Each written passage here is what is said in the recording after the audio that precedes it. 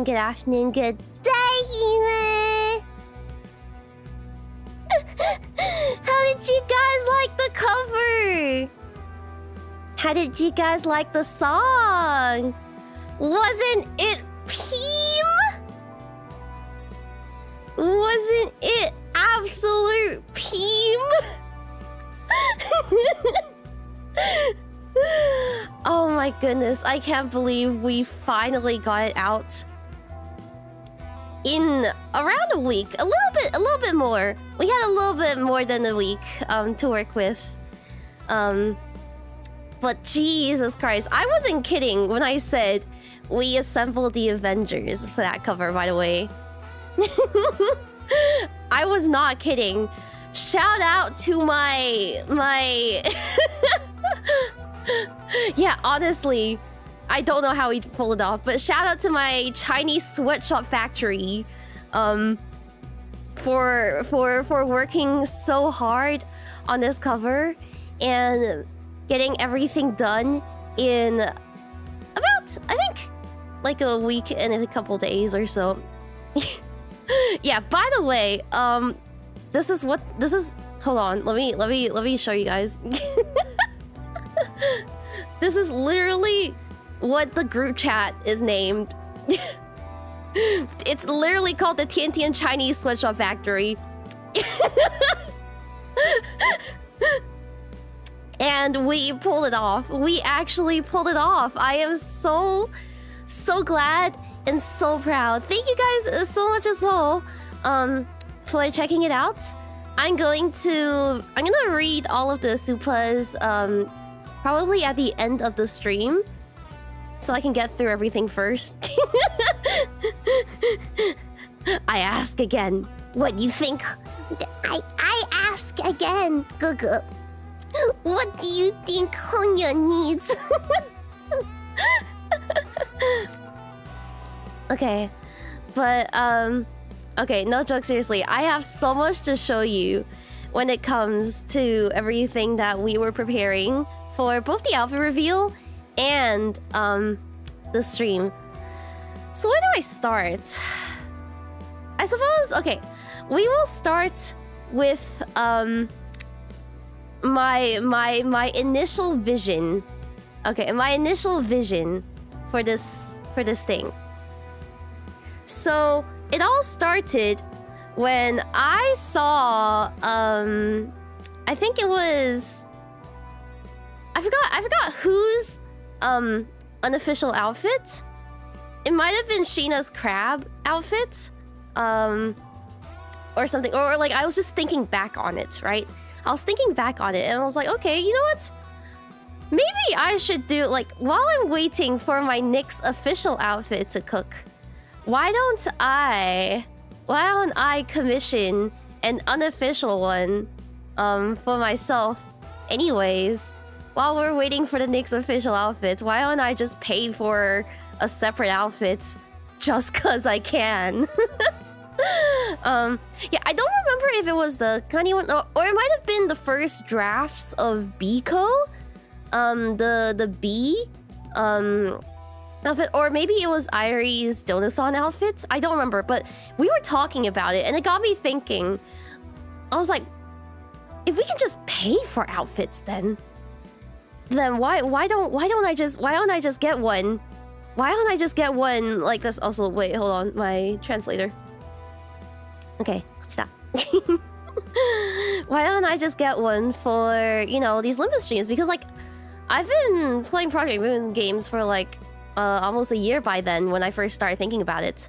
And, I've always been using the same assets.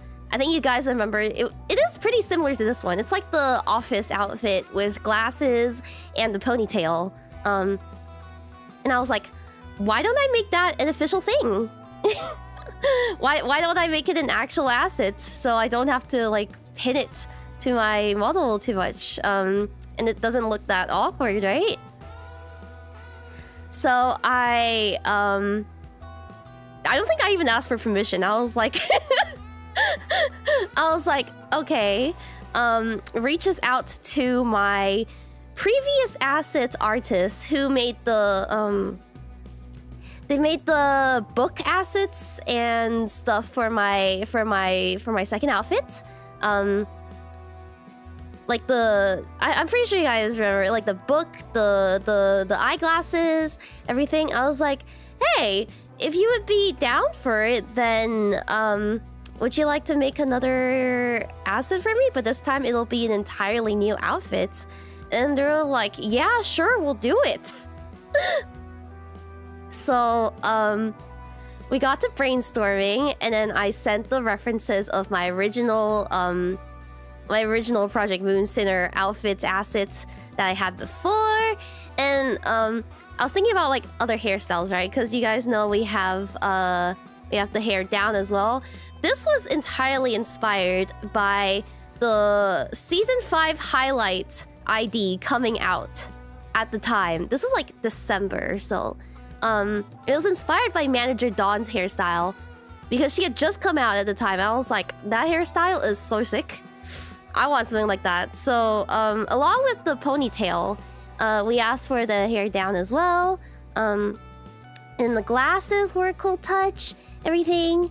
And we got that done for around a month or so with the illustration of the assets. And then came the rigging, which Teru Papa did for me. Thank you so much, Papa, for making the outfits so flowy and bouncy.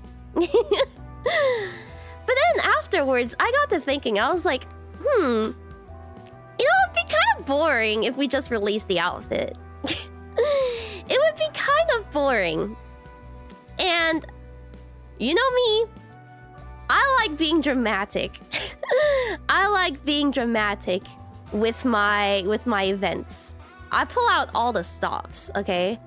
So it also got me thinking back to this one other artist that I've worked with before for you guys remember the one who grips Hime with me sitting in front of the computer screen. You guys see it as a loading screen every now and then. Got me thinking back to that artist, and I was like, you know what? They do really good mimics of the ID style. Why don't I commission them for some ID scenarios? Because I also commissioned them around the same time for the 𝐃𝐨𝐧𝐚𝐭𝐢𝐨𝐬 one. The patron librarian of art one of me lying on the floor like 𝐃𝐨𝐧𝐚𝐿. And when we were discussing the librarian of the patron librarian of art one, we had also been like throwing the idea of a Queen of Hatred one around as well. And then I was like, why don't we make it an entire, like, you know, ID with uptie 1 and uptie 3? I was like, yeah, that's pretty cool, right? And then the artist was like, sure, we'll do it as long as we have time. Because originally, I think I wanted to just debut the outfit on probably around the time that I first started playing Project Moon games, which was around March of last year. I wanted to debut it like as kind of like a 1 year since falling down the Project Moon rabbit hole, right? But we needed a bit more time to cook. And with that time, because the artist was a little busy, they said they finished by around May or so.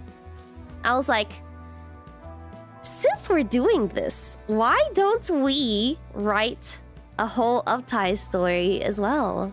Why don't we come up with a whole story as well, so we can kind of like simulate an extraction? And originally, like, we were thinking of doing like, you know, we have Walpurgis at home, right? Like we have WalpPP at home. But then that got a little complicated, so we just decided to go for kind of like a new Sinner release or whatever. Yeah, it became a whole project. It started off as just like, yo, I want an upgraded outfit asset, and then it became this whole convoluted self-insert OC kind of thing. Yeah, it's just a lot of like, might as well, man. In for $1, in for a dime. So, it was around then that I posted the recruitment on Twitter. I think you guys, I don't know if a lot of you follow me on Twitter, but I posted something like, looking for people that are familiar with the Project Moon lore to help me with an event. And I also asked around some Project Moon creators for any recommendations. And they all kept recommending the same people or volunteering themselves for it. And I was like, okay, all right.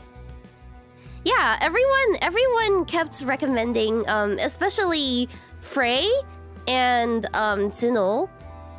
So I was like, okay, you know what? I'm down. Like, I've spoken to these people before. I'm down. So I got them in the group chat and we had a bunch of meetings. Funny thing, one of the meetings I actually missed completely because I was playing Marina. I completely forgot because I was busy playing Marina. And then they saw the stream, they're like, oh, she's fighting our corp again. Okay, this is gonna take a while. Let's postpone the meeting. Why don't we? And then I finished stream, I was like, oh shit! Oh shit! My priorities. Yep, my priorities. Yeah, we had a lot of discussions, and I want to show you some of the documents that we had. Hold on, I want to show you some of the documents that we created in the process of this, because originally, I think I was planning to, like, you guys saw the trailer, right? With, like, the voice lines and everything. I was planning to do it in Korean, and I actually had recorded, some of the lines in Korean. But I was a little unsure, about my pronunciation.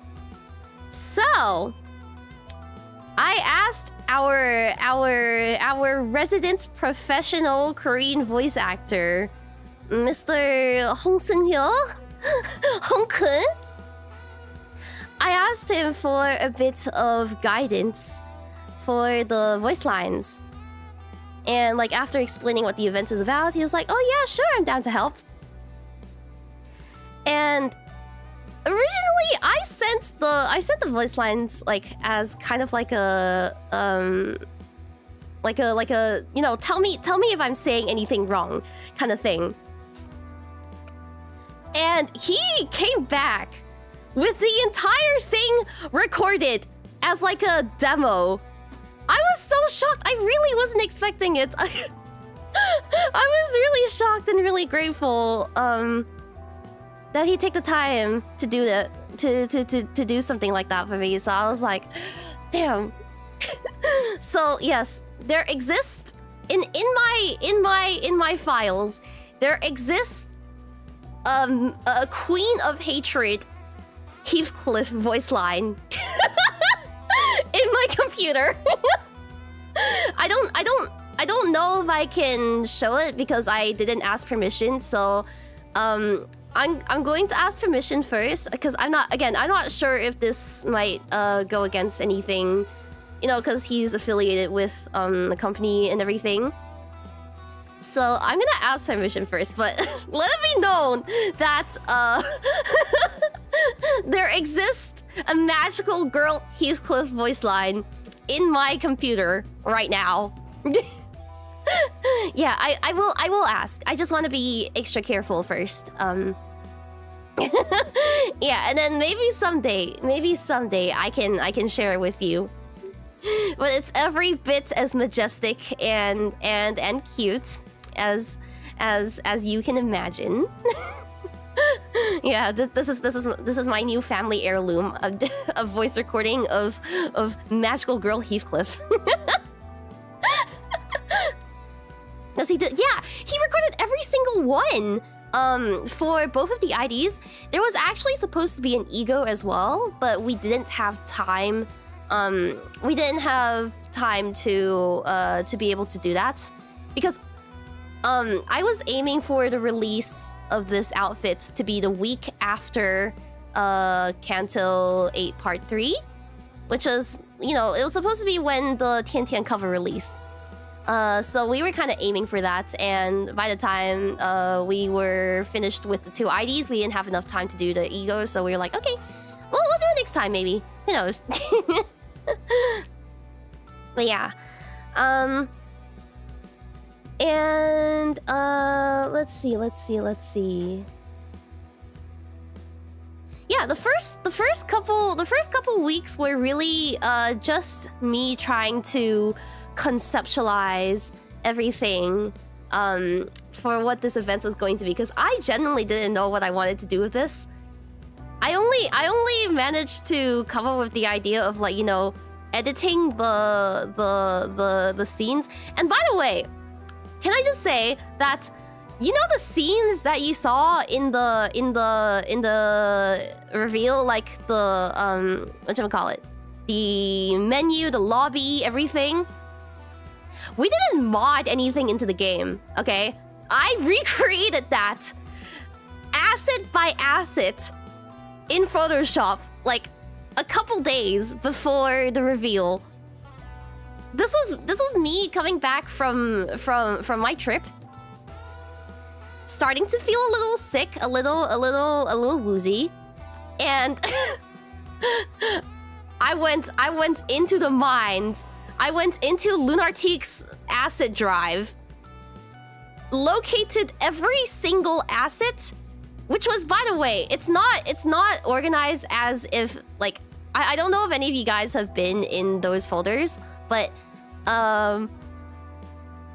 let's just say that Google Drive doesn't really let you search for things very efficiently, so I felt like I was going fucking insane, like going in and out of the folders, every single one, and then like trying to match them to the actual scenes and everything. Like, I was losing my fucking mind, okay? I was losing my fucking mind.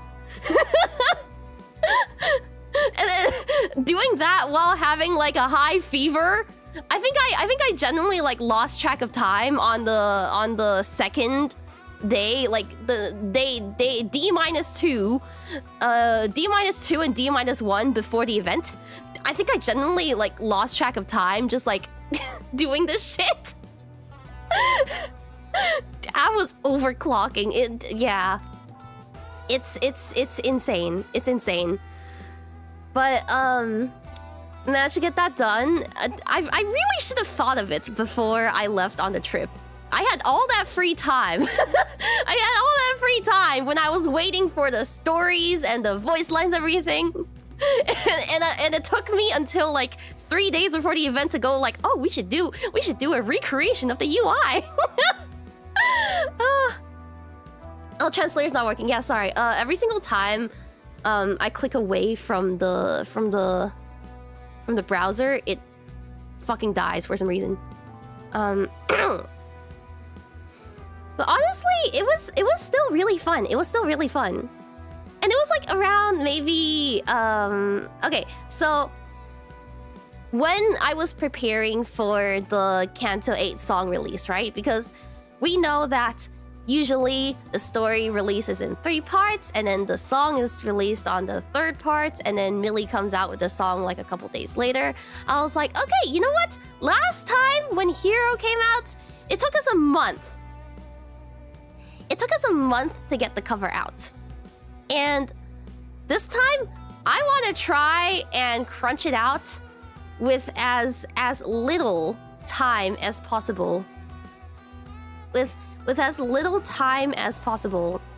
So aiming for the weekend after Part 3. And I was looking for artists that would be down to, you know, do the rush. Some people that I've worked with before that I know and can trust with deadlines. Some people that I've seen put out fan art of like content right after releases. So I chose the artist with that in mind. And while I was talking to one of these artists, I was like, hey, you know, since Kanto 8 hasn't been released yet, this is like the start of May, by the way. We're like, okay, since Kanto 8 hasn't released yet, do you want to work on something else in the meantime? Cause we could do a pass on cover as well. we could do pass on as well as kind of like a ending and end credits. And they're like, sure. And then we were cooking. I want to show you the. Let me see. This is the reference that I have for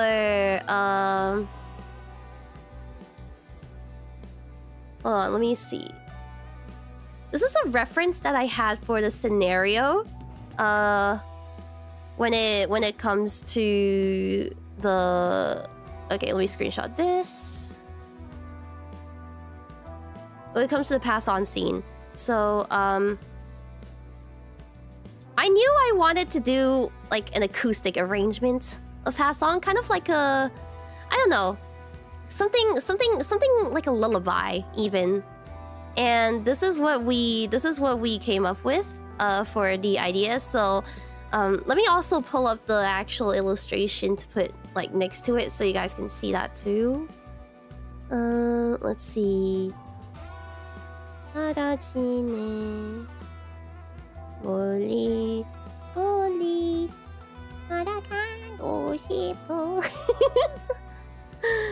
such a beautiful song. I love it so much. Where the fuck is my file? Where are my files?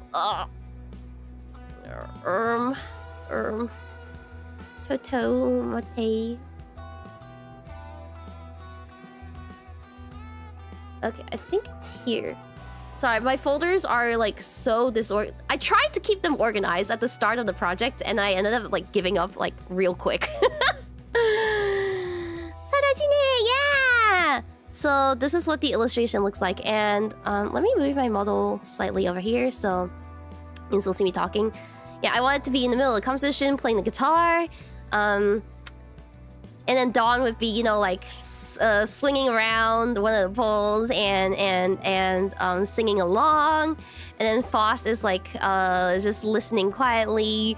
I think it was Emmy, because we were like brainstorming these with the writing team, and Emmy was like, you should have Mersal. I forgot if it was Emmy or Mulberry. But they were like, you should have Mersal freaking playing the pan pipes or something. Oh wait, this is the wrong file, I think. This is one of the drafts. It should be this one. Okay. This was the drafts. Hi Rigu! Hello! Okay, and then there's Honglu holding a tambourine, offering it to Heathcliff, and Heathcliff's like, I'm gonna fucking kill you. I don't know if you can see that in the back. Here, I'll just like zoom in to every single part. They're so silly, I love them. And then Sinclair's like offering Yoroshu his headphones. I think they're earmuffs. They're called earmuffs. While she's plugging her ears, because like in previous cutscenes like these, like she's kind of I get the feeling that she's a little averse to loud noises, and I get that too. And then someone was like, Sinclair should offer her like the kitty headphones, the Razer e-girl kitty headphones. I was like, oh my god. Because honestly, that's something I could see Sinclair owning, I'm not gonna lie. Yeah, Mersal is just locked in with the pipes. It's so fucking funny. And Yisang with his little triangle. His little triangle and his little smile. Ugh, so silly. He's so silly. And then there's Roja, Gregor, and Ishi. So let me pull this let me pull this up here. So yeah, they're like singing along, and she is like a little like, what the hell is going on? And Pablo's on her head again, just like in the April Fools. And then yeah, Gregor is like really getting into it, and then they're just like, okay, all right, Grandpa, let's get you back to bed. Yeah, and then over here we have Dante is also clapping along. Dante is clapping along, and then Otis is like watching Dante diligently, and then like trying to mimic him because you know, Otis is a bootlegger. Yep, there's no doubt. But yeah, Otis trying to mimic them, and then there's Kadon with Kumi in the driver's seat, and then Verge is like over here just like watching over. Yeah, and then there's the item in the corner because like every single pass on has kind of like an item that signifies something important to the sinner, and I want it to be Pafu. The warp train ticket is something I want to explain a bit more. I want to explain a bit more about the whole District 23 ties, because I know some of you noticed that in the Uptie story, and you guys might be wondering, huh, what's she got to do with District 23, huh? Yeah, so when we were discussing ideas for what the Sinner backstory would be here, one of the first questions that they asked was, you know, what is there any particular like wing or corporation or association that you're particularly interested in or you find yourself gravitating towards? And then this was where I was like, okay, I'm not gonna lie, the war trains are kind of like my Roman Empire. I cannot stop thinking, for some reason, after I played through Arena, after I played through like Urban Plague and Urban Nightmare and everything in Arena, I was like, I cannot stop thinking about like war trains, just like how normalized this horror is that happens, and like what happened to the previous W Corp, right? Yeah, it's insane. It's insane. And they were like, okay, we can cook something up relating to that. So after a while, this is the backstory that they came up with. Let me where is it?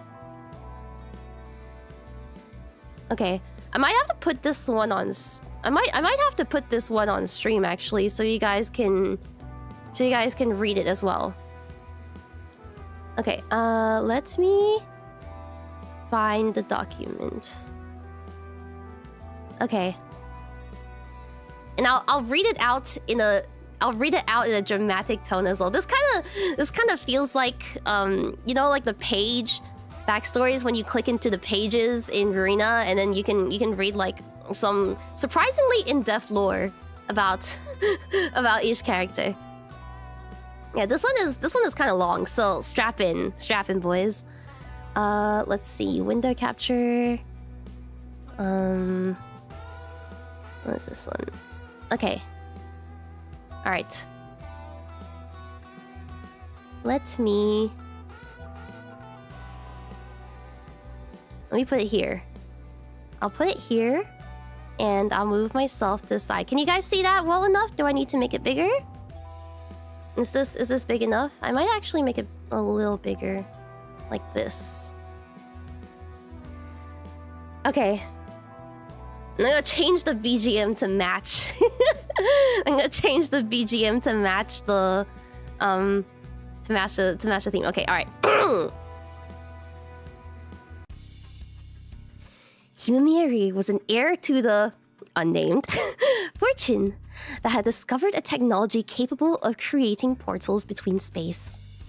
Said portal technology was capable of creating large rifts that could fit a human, but didn't have a clear means of use beyond potentially dumping garbage. Optional, the technology can be used to create small pocket-sized portals that could allow the user to reach for something across the room. Think of this similar to the game portal, but only for reaching an arm or leg through instead of the whole body. Being the heir around the time her family discovered this technology, she was given the responsibility to use it to ensure the family stayed wealthy in her generation. And Rie, ever curious about engineering, desperately wanted to be able to improve the lives of the city residents by allowing them to travel easily. And for herself, she wanted to be able to travel the entire city driven by wanderlust. Surely, if she could make a form of transport that safely used these portals, then both her own responsibility and wishes could come true. But not having experience managing people herself, she brought on an up-and-coming team that had interest in buying a license for this portal technology. Ultimately, Rie agreed and eventually settled on a joint venture to create a warp train with this exceptionally skilled team. But despite only being a benefactor for the project more than the team lead, the job had taken a toll on Rie. She had put herself in a state where she would wonder what all she could do to learn more about her portals at a rapid pace to better explain to the team, but often fell short of what their researchers found. It was embarrassing to know someone who had only tinkered with a tool you had used for a lifetime could know immensely more about it than you in only months. But ultimately, this was her project, her responsibility, her duty to her family and to the people of the city to be able to be more connected and happier with each other than before. She hadn't experienced it firsthand, but heard that for many outside the nest, it was hard to get 3 meals a day. Surely she could ease the strain of people this way. And of course, she could see everything she wished to firsthand once it was complete. However, the toll wasn't only mental. The warp train proved to be expensive, even for her means. The ability to travel quickly would need a significant amount of time, meaning purchasing resources from T-Corp.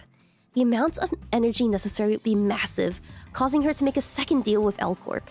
And one attempt at destroying and remaking a body for the sake of the true teleportation never saw the light of day. But it got far enough to funnel investments into K-Corp, P-Corp, and H-Corp. All a waste, all her call, all her fault. After a year, there was nothing to show for it. After 2 years, she doubled down and gave up her own rights to the portal patent if it meant the warp train could come to be. And after 3 years, Rie knew that if this train wasn't ready soon, all of them were ruined. But she didn't have the expertise. Even reaffirming an interest in studying the technology where she could and improving, she still felt outclassed. And both in and out of her head, the common phrase would repeat itself. It's loud in here. Leave it to the experts. After 40 months, the warp train prototype was ready. Rie had finally some semblance of progress to show to herself and to her family. It was enough, at least in her mind. The professionals had done their job. They had brought the promise to life. All that was left was to experience it. Of course, that was what she thought. When asking who had volunteered to take part, Rie was surprised to see that there weren't any takers. And suddenly, something fell off. Shouldn't people be excited to experience something new? Wouldn't a Backstreet's rat love to take this chance? Both questions she still knew the answers to. She had studied alongside the engineering team after all. Human testing wasn't something to take lightly, and while testing dummies are easy to get from the Backstreets, the amount of bureaucracy necessary to approve that would still take time. She knew she couldn't argue that at all. But it was an annoyingly loud thought. And she was among experts, and even if they didn't know it, she was running out of time and money. So as the benefactor, she made an ultimatum. She would take the ride she funded herself from one side of Nest W to the other. Despite the arguments that the engineers, researchers, and even people managers tried to make to her that this was a dangerous idea, they couldn't argue with the founder of the project. Rie sat. The portal opened. She entered. For 3 years, her mind was awash of dialogue after dialogue. Even her own childhood toy Pafu had become a backboard for her to bounce her thoughts out of. But today, it's quiet today. The rice here is more for contextual notes since it will be handled more in the actual price store. Blah, blah, blah, blah. Rie would stay within that portal for several years until returning thanks to what we know now was the current W Corp singularity, the Stasis Retainer. Which is a custom name, it doesn't have an official name. Having returned to the states she was in, Rie had no memory of the years she had spent within the portal, nor did she look different from the day she left. It may as well have been the blink of an eye. However, much had happened in the following years. The warp prototype test was a failure. The connection to the other end of Nest 23 was faulty and led Rie to be trapped within the portal. It wouldn't be until a new anonymous benefactor came along to provide the funds to complete the project, which was now the warp train as we know it today. Rie, however, had left after spending nearly all of her fortune. Her family and nearly the entire nest had fallen in her absence. And as she was filled in all she missed, she could nearly see the spectrum of emotions left in her wake. The news she received was painted in hesitant, or pained, or resentful faces for her single rash action. Every piece of information a new impact. Her family and fortune left her pierced through the heart. Her project and the grotesque monstrosity she came to know it as was a blow to resolve, and her future, now bleak, left her struggling to breathe. Nobody here had any obligation towards her anymore. She had nothing. Residual kindness can have its own benefits, though. Being from a prestigious family and still having some hand in the warped project, she still had the means to join an association as a fixer. She had trained to become a fixer well before the project began and got priority access to the fixer exams. Of all the options, Rie would choose a 7 association so she could still learn and investigate more to better help those around her. The more things change, the more they stay the same. While most branches of the 7 association are held to a high standard, the one Rie would join would be an exception. She would spend her days more often working in the co-op, only loosely able to be defined as that. While most branches would use this as a means to bond with coworkers, with everyone taking nearly similar shifts, this one seemed to make a divide between the investigators and the bean slingers, Rie falling into the latter. The months would pass as Rie was given more quotas to sell coffee tickets than actual footwork assignments and struggled to maintain this. Now broken and unable to live up to the standards of this uncaring management, she never expected to be visited by a soft-spoken, white-haired woman with a sword. And when she offered Rie a chance to join her company and still make an impact on the city, it was the first quiet day in years. TLDR, the family that she was part of had the tech to make portals that the wing would eventually use for the warp train, which is actually derived from my my lore videos where I'm seeing using portals as like stepping stools or portals to traverse throughout dimensions. You can see that in my first lore video, Valse Royale, as well as my first original song, Requiem, and my second lore video, a story about Pafu. And the project was ultimately successful, but not before, you know, exhausting our resources and causing her to be stuck in a portal for years until the new W Corp, who would take over the warp train project and eventually complete it, was able to return her back to her original state with their new singularity. And after returning, she finds out that since she gave up the patent rights in order to make the project work, she basically had nothing left.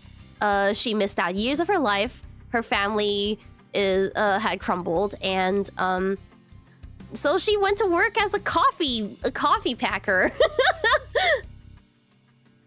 Yeah, she went to P Corp to go sell coffee tickets. And eventually is recruited by Foss to join Limbus Company. And yeah. So this was the whole lore document that we cooked up. And honestly, it was so in-depth.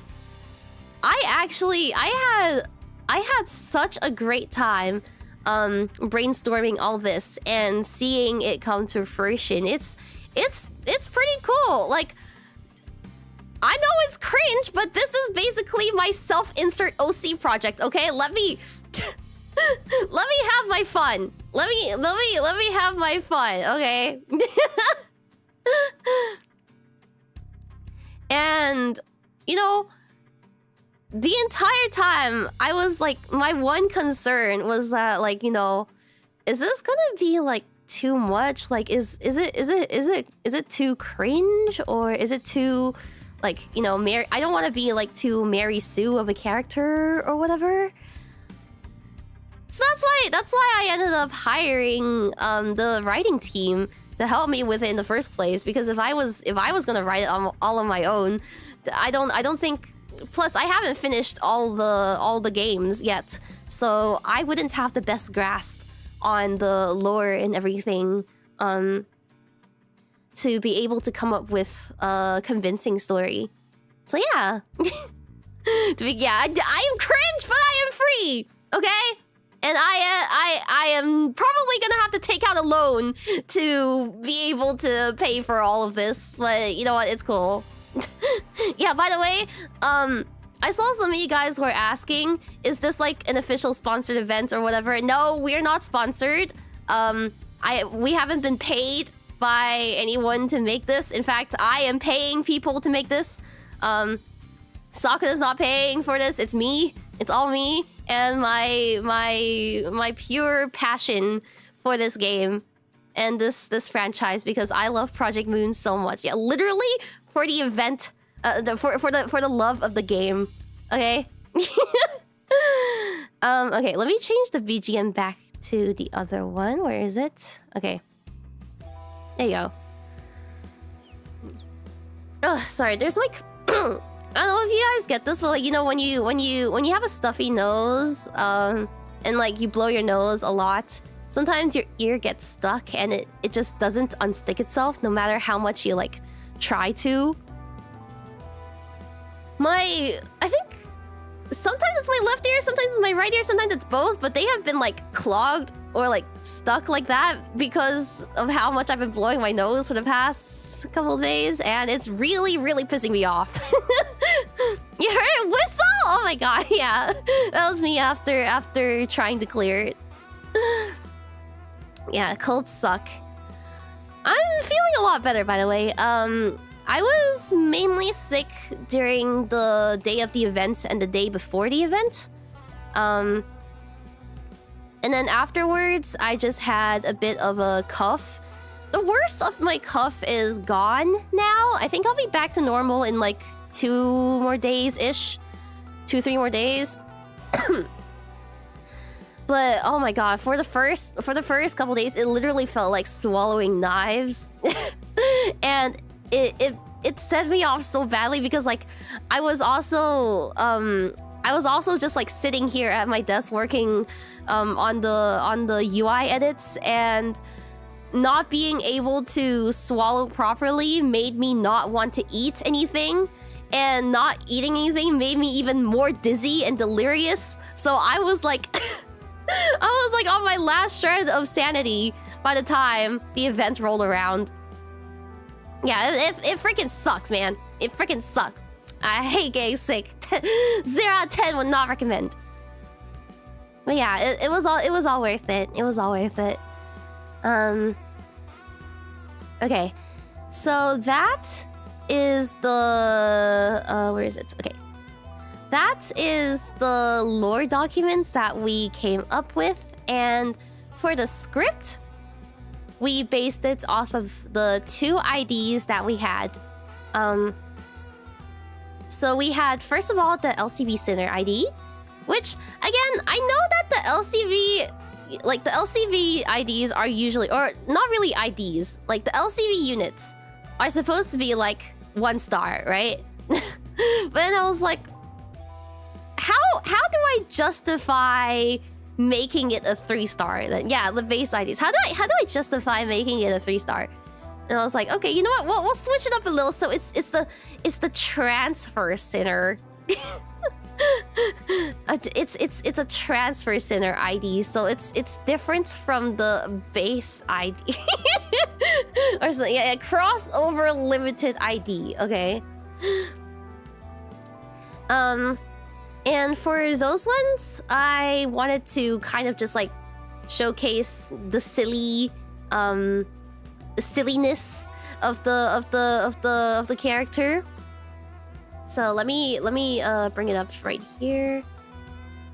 For the first art, we had this one. We had this. So me sneaking Dante's PDAs to be able to pull for my own banner, and having Dawn and Roja, who are also certified gamblers / sillies, and then with Honglu witnessing in the back. He's still witnessing, even today. The funny thing is, we actually came up with the concept for like Honglu in the back, like even before his cancel.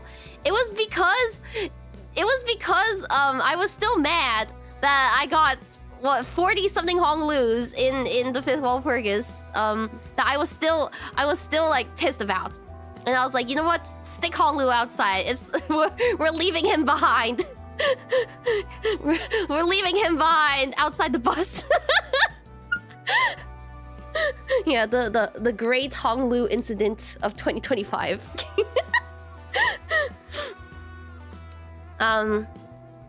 But yeah, that was all fun and games. And then for the uptie, I wanted something like a battle scene, and I don't know if you guys recognize it, but we went with a sword, and you can see the sword here on my hip, by the way. You can see the sword here on my hip. But the sword is actually a reference back to Requiem, the sword that I'm holding in Requiem, my first original song. And we chose that because it's kind of like the family heirloom sort of thing. So I thought it'd be important to her. Let me show you the sword. So here's the scene from my original song, Requiem. Check it out if you haven't, by the way. It's an absolute banger. Yeah, we wanted to go for kind of like still a royal theme, even though it's like W Corp and all. But you know what? Like, Foss has a sword. Why can't I, right? Okay. And this is like her in the Luxcavations or like unnamed battle scene. Yeah, probably a better choice than attacking with a vibrate. And plus, that's for the color fixer ID, okay? The color fixer ID. But yeah, it's pretty cool. The pose came out really awesome. So I'm super happy. I think it's epic. I think it's epic. And originally, I know a lot of you guys are like speculating on what the kit would be like, or what kind of like battle animations would have. Dog, we do not have the time nor budget for that. I mean, maybe we could have if I planned for it, but good God, that's gonna take like so much more. Okay. But if any of you guys want to come up with a kit for it, just for fun, like, be my guest. I saw a lot of people were like, this is the first sinner to have 3 lust skills. Absolute lust resonance. But yeah, like, go for it if you're wanting to do something like that. 5 unbreakable coin skill. But yeah, and then we come to the second art, which is here. Let me show. Okay, so originally, I wanted something like 𝐷𝐼 1 and 𝐷𝐼 3 for this art before I even knew I was going to give it a backstory. Because, like, you know, when I was playing Love Corp, when I first met the Queen of Hatred, I was like, oh my god, she's just like me. Oh, she's so cute. I love her so much. And she quickly became one of my favorite abnormalities. Yeah, princesses together. So I was like, okay, you know what? We need to have a magical girl ID. And then it got to the point where I was like, I'm not sure whether I want her to be like, you know, super sparkly. Wow. For in the name of love and justice, right? Or if I wanted the absolute despair scene, which we did for the 𝐷𝐼 3. So then I was like, okay, why not both? Why not both? So this is okay, and wow, this actual like this CG is probably my favorite one that's the artist has ever done for me, because look at how bloody the scene is, how like incredibly it captures the feeling of despair, you know? Yeah, it's so gruesome and so like this is what you see in the corridors as an employee or as a clerk, right? Like this is what you see when Third Trumpet is playing and like everything has gone to shit. It's insane. Yeah, this is an instant reset, instant memory repository, okay? Yeah, average nugget experience. But yeah, and the story, the script that we ended up cooking for it, fit it to an absolute T. Like, even when we were creating the stories, we weren't really sure how it would come out without all the sound effects and mixing and everything. So when I heard the final file for the first time, this is when I really could immerse myself with the story. I was like, holy shit, dude. A team of locker, it's a safety team. Of course I have to put myself in 𝐷𝐿𝐴𝐺's team. And there's actually a little mistake in the video, which is why I haven't uploaded it yet. We're going to upload the 𝐒𝐴𝐺 videos as separate videos on either on this channel or on my alt channel, Hime's Basement. But it's supposed to say Safety Team Captain instead of LCV Transfer Center. Yeah, blame Synchro. But yeah, she's supposed to be the Safety Team Captain. Of course she'd be in the safety team, you know. Of course. Why would I give up the chance to to self-insert myself into my wife's team? Duh. But yeah. Let's see. Oh, for the voice actors. So we wrote the scripts first and then recruited voice actors, so I didn't know that we would have like a Dawn. Actually, no, the artwork showed we would have Dawn, but I didn't know we would have a 𝐷𝐿𝐴𝐺, for example. So I was like kind of just like going through my list of people I know that voice act in my head, and I managed to recruit some incredibly talented voice actors for all these roles. So starting from the first ID, we had let's see, where is it? Okay, starting from the first ID, we had obviously my voice actor, and then we had the narrator, which is heavily implied to be Carmen, which was narrated by 𝐿𝐴𝐺. And this was actually a recommendation from the writing team because originally I wasn't sure who would fit the voice of Carmen. I was kind of like going through YouTube videos looking for like fan dubs and stuff, and then they recommended 𝐿𝐴𝐺. I was like, oh my god, wait, you're right. Wait, 𝐿𝐴𝐺 is good. Yeah, that's you. Wait, hold on. Let me give you a wrench. Thank you for dropping by. You were absolutely insane. Thank you so much for your incredible work. There you go. Yeah, you absolutely popped up. And not only did 𝐿𝐴𝐺 voice the narrator, they also voiced Dawn, which I saw a video of them voicing Dawn before, and I was like, this is canon Dawn. This is canon Dawn. She's great. So yeah, it was Dawn. And then for 𝐿𝐴𝐺, I was like, I only have one person in mind. I only had one person in mind for this role, I'm not gonna lie, because there is only one person that I've seen voice 𝐿𝐴𝐺 and sing as 𝐿𝐴𝐺 and, you know, do a lot of Russian covers of Project Moon and Melee songs. I was like, it has to be Rigu. This has to be Rigu.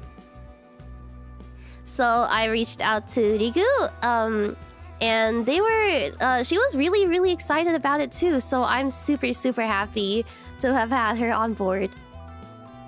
Yeah, her voice is incredible. It has like the perfect kind of like playfulness because like I think even when I first played Limbus, when I first started playing Limbus, I was kind of surprised that they didn't just cast like a deep voiced Dommy Mommy for Urocha.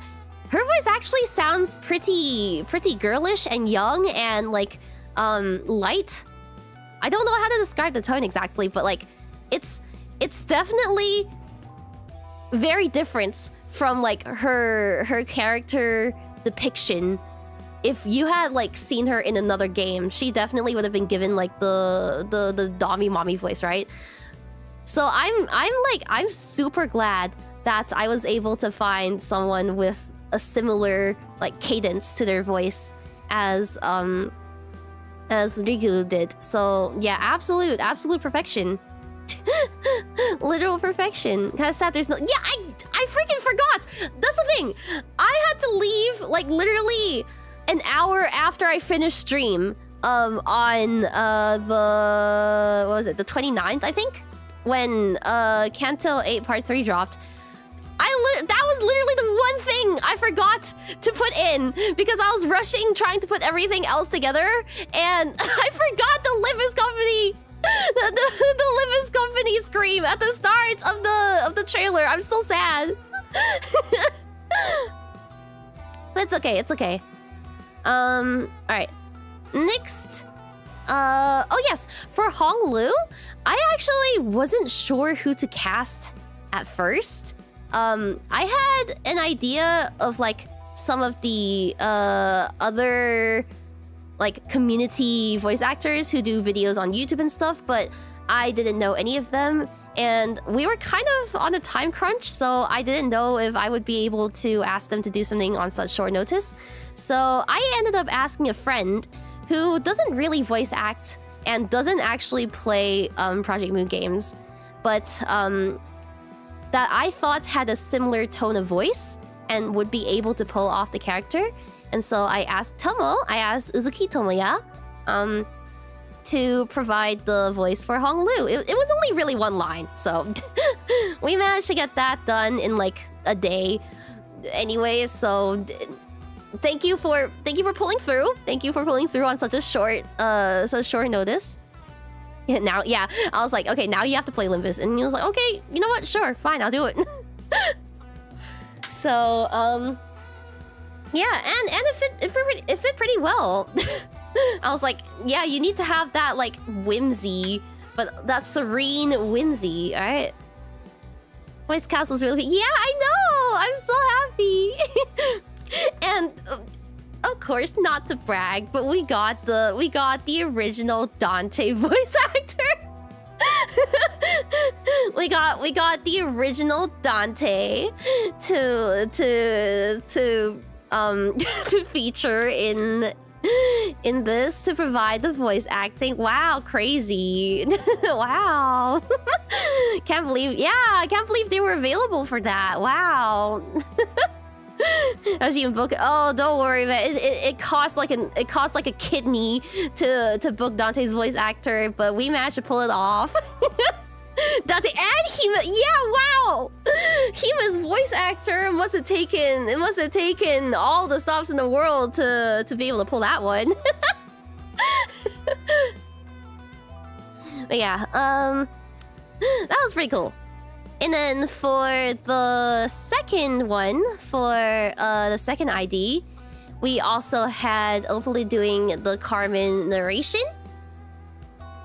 And for the Queen of Hatred, I wanted someone with kind of like an almost mascot-like voice to do the lines. Someone with like a really high tone that could sound like a mascot, right? Because you know how magical girls are. They usually like, they're all like, wow! In the name of love and justice! Right? And I contemplated doing it myself, but at the same time, I kind of want there to be a separation between like my character and the Queen of Hatred. Yeah, I originally thought of Leah, but at the time, I think Leah was busy. So I reached out to another friend of mine who doesn't play Limbus, but has been convinced to as well. I reached out to Pam, who is also a prolific voice actor in the community. She has a passion for voice acting over games such as 𝐒𝐿𝐴 and Ace Attorney. So I reached out to Obaki Pam to do the character voice for Queen of Hatred, and she absolutely killed it. Even though she knew nothing about the character, she absolutely killed it. So that's insane. My favorite part was the ending part. Is that your scream and insane type energy was so cool. I think the yeah, that was insane. Thank you so much. I was also really nervous when I was like doing all of the voice acting recordings and stuff, because while I do like voice packs and you know, like I'll like dub over games or something if they don't have voice acting in the game, I've never really done anything like remotely similar to this. Like, never really voice acted a character, especially not one that's supposed to resemble my voice. So it was a little tough for me to get the hang of it at first, but I kind of just treat it like a roleplay stream, I suppose. I do these monthly voice packs for my members that I kind of use the same voice for, so I was kind of going for something like that anyways. But also, I'm kind of not too happy with that scream. Sorry, my voice is dying. Yeah, I was kind of not too happy with that scream. I wanted to redo it because it was literally like the first take, and right after I did that, my family came down, like rushing down to check on me and to see if I was okay. And I was like, okay, yeah, I'm fine. I won't do it again. I'm sorry. So, like they literally thought I injured myself or there was like someone breaking in. You warned them first. Well, I mean, I was in the middle of recording and it was like near the end, so I was like, okay, you know what? I'm just gonna get this done and never speak of it. Yeah, so I wanted to redo it. That was like the very first take that I had, and I was a little upset because it also peaked. I think it peaked my mic a little bit. Thankfully, we were able to adjust that in post-prod a little bit, so it's not as obvious. But I was like, damn it! I could have done a better scream. Let's start recording in your closet. I am unironically really tempted to get one of those like office booths. You know, like the ones that you see. I don't know if you see them in your cities, but like sometimes in the train stations in Japan or in China, they'll have these like soundproof booths that people can rent for like an hourly rate. They can like go in there and do their work. Apparently, you can buy those. Yeah, like sometimes colleges will have them too. Apparently, you can buy those on like freaking Taobao.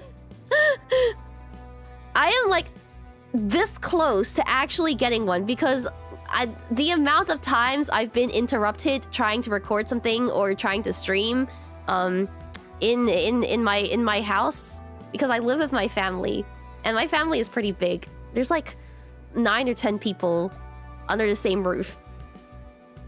The amount of times I've been interrupted while trying to do something important is actually insane. So I have been really considering getting one of those. And apparently, like, you can get like one that has an air conditioning system installed as well, because otherwise it would be like stuffy as hell, right? You can also crash out in peace there. Yeah. So I don't know. It depends whether whether I'll be living at home for the foreseeable future or not, because then, you know, it'd be kind of like a waste of money, right? But I don't know. Yeah, it seems like a pretty good idea. The only concern I have is that if I'm going to be returning to studying or if I'm going to be living somewhere else, then it would be like another huge hassle to move around. But I don't know. We'll see. We'll see about it. The life hack for voice recording is, yes, that's the thing. I record everything already with like a blanket above my head, and like you know, I've set up curtains near the doors. I've put up wall panels to absorb sound the best I can, and it still is not enough. It still is not enough, unfortunately. But yeah, I don't know, maybe someday. I definitely do want to kind of like build my own home studio so that I don't have to go to, like, I don't have to book a studio to record whenever I need to do, because a lot of music that you guys hear on my channel, the instrumentals that I make, the vocals I record, I usually have to go to a studio to do it because I'm not really... I am so over recording in my own house. I am so over recording in my own house. I go to a studio, book it by the hour, and I get to use their instruments and their VSTs and their their software, their hardware. It's pretty cool, but it does add up eventually. And like, you know, the cost of having to go outside and having to leave the house. So eventually, I do want to build my own home studio to be able to do all that. I don't know if I'll do it in that booth. I think a proper room would be better, but we don't have any more spare rooms in this house, unfortunately, so who knows. How much hourly? It depends on whether you need the instruments or you just need the recording booth, or if you need a an audio engineer there as well. Usually I go with one that's around... I'm trying to calculate it in like US. I'd say it's around like 70 an hour for the things that I need, which is just the recording equipment and the software, and also being able to what do you call it? Being able to be in the booth and not have to go out all the time to, like, you know, record the take, because then you need someone there to like press record and everything for you, so you don't have to keep going in and out of the booth, right? Yeah. See, normally this is like stuff that, you know, your manager would do, but I don't have any managers in my city. I don't live in the same city as like the Vane-sans and everything. And now, yeah, because you do need to hire, like, you need to have the professional there with you to be able to set up stuff. So yeah, it's like for what it is, it's pretty okay. For the level of quality of their software and hardware, like, I'm used to it. But at the same time, with the amount of things that I have to record, it's like, it does add up. But yeah. Oh, sorry, hold on. I need to blow my nose.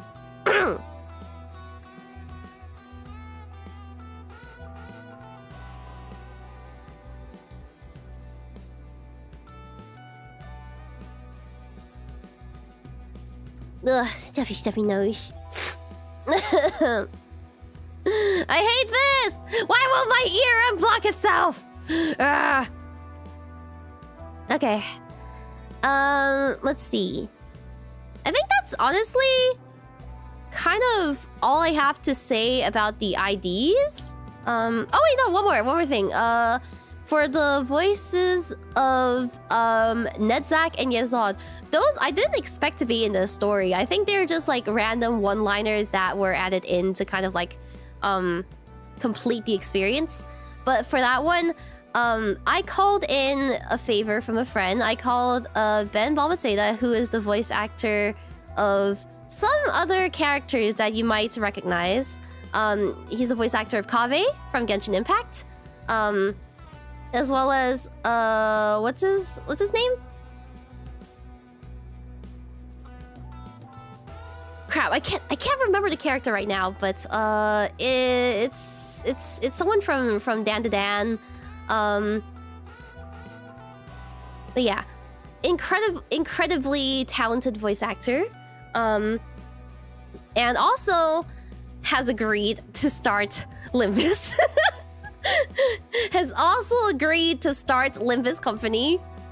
So another one bites the dust. another one bites the dust. Alongside Genshin. No, you're incredible. You're actually, I can't believe you were on board with the project in the first place. So thank you so much for agreeing to do it.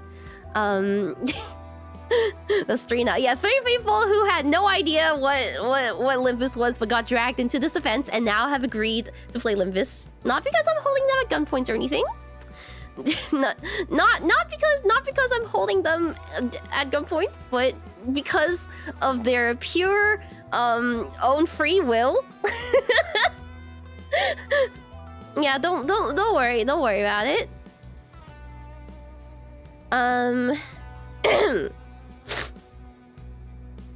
But yeah, managed to get Ben, who is the voice actor of 𝐃𝐨𝐧𝐬 from Genshin Impact, 𝐒𝐿𝐴 from Honkai Star Rail, I think Andy from The World Ends With You, and is also a streamer. He also streams on Twitch, so be sure to check everyone out. I have also updated the full list of credits in the description of the original stream, and I will be posting a full list of credits on Twitter as well for people to be able to find them and retweet it, etc. Like watching a lot of it. Oh, thank you! Thank you! It's actually like I am so surprised whenever people that I want to work with are like, yeah, I know about you guys. I know FaZe Connect. I'm like, really? Really? But yeah, it makes me really happy. I think we're really putting ourselves out there. And also, thank you. 2 times. I'll read all of the super chats at the end. But yeah. Okay. And then for Tian, let me show you the original storyboard that where is it? Let me show you the original storyboard that 𝐼RO put together, because it's actually insane how detailed it was.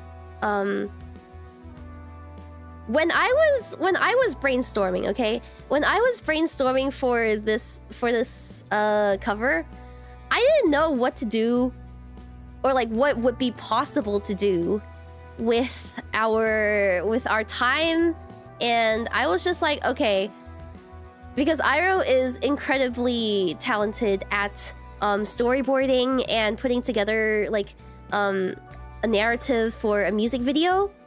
I was like, you know what? You guys do whatever you need to. Do whatever the fuck you guys need to for this cover. We just have to make it absolute peem. It has to capture the essence of Kanto 8 and the essence of the character song. Do whatever the fuck you guys need to. And this is what 𝐼RO came up with. Let me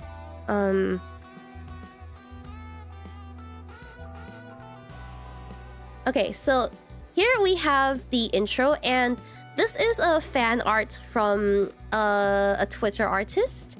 I cannot remember the name of the artist right now. Let me actually scroll up. It's somewhere in here. But yeah, because like, you know, the entire thing is about Honglu's Jade Eye, right? And how he's kind of witnessing how he's witnessed everything. Okay, this is the artist. I will put their username from Twitter in the chat, so you can check out the artist of this fan art. It's beautiful. He perceives, and like, we wanted this to be the intro, so we have that, and then the credit scenes, blah blah blah. 𝐼RO came up with the idea of like the walking sprite from it's actually this is from a previous music video of ours that we did. I did on Leah's channel. But Iroh said he wanted to make it so it was like they were walking through the scenes of the MV. So there were a couple scenes like the bird up scene, the Cantos 1 to 7 scenes that we would use the walking sprites from. So that was really nice. And then we have the chorus, which is the art that Naoko Mama did. So this would be, you know, your usual VTuber music video edit with like the typography and everything. Yeah, really pretty. And then yeah, for this one we wanted to have the same walking cycle as well, except for the first walking cycle it would be the Honglu's white robes. We would have her in the white robes, and then for this one we would have her in the LCB uniform as she's kind of like experiencing every single canto, right? Yeah, like with the LCB outfit, taking bits and pieces from cantos 1 through 7. Yeah, like that one bit in game. It was such a nice callback to every single canto. I really liked that. When I first saw it, I got a little emotional. And then for the bridge, yeah, I think originally we wanted to have the 𝐃𝐨𝐧𝐬 awakening, right? But we focused more on the mountain scene and the actual land of illusion, where we took the scenes like here. And then this is what Iroh used to show the each perspective of the character, like behind, back, left, right. Yeah, the bath water, it was insane. And then the bath water like freaking exploding and then everything. And then the outro would be like the base ego scene. That scene is actually probably one of my favorites in the whole MV, where it's like the aftermath of the bath water. And everything is so serene, and then it's like reflected back in the eye again, kind of like from the start, and then the eye closes at the end. It's also pink! It's so pink!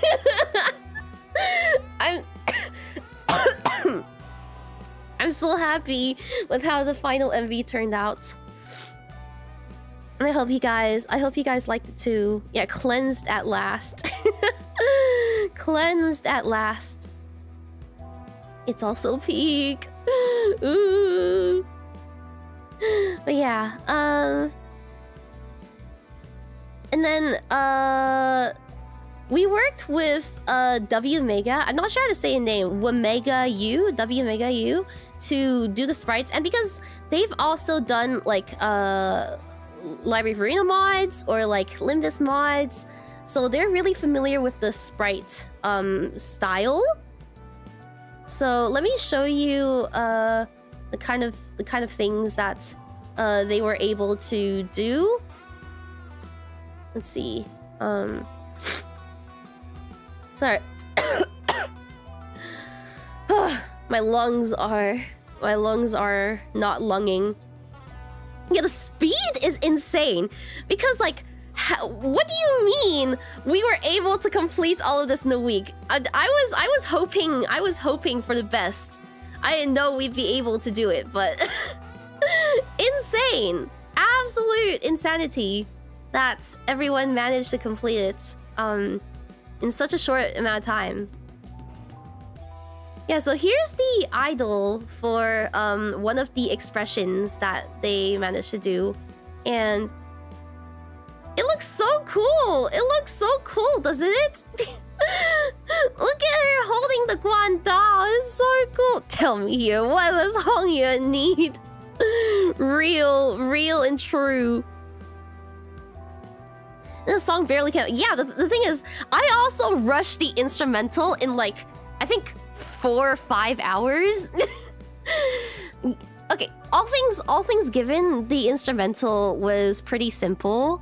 I think the song structure was pretty simple, so it didn't take me too much effort.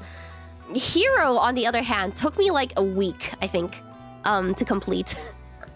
because there's like 3 different structure switches in Hero, so that took a little longer. But TNT was pretty simple. The piano's so good. Yeah, I know.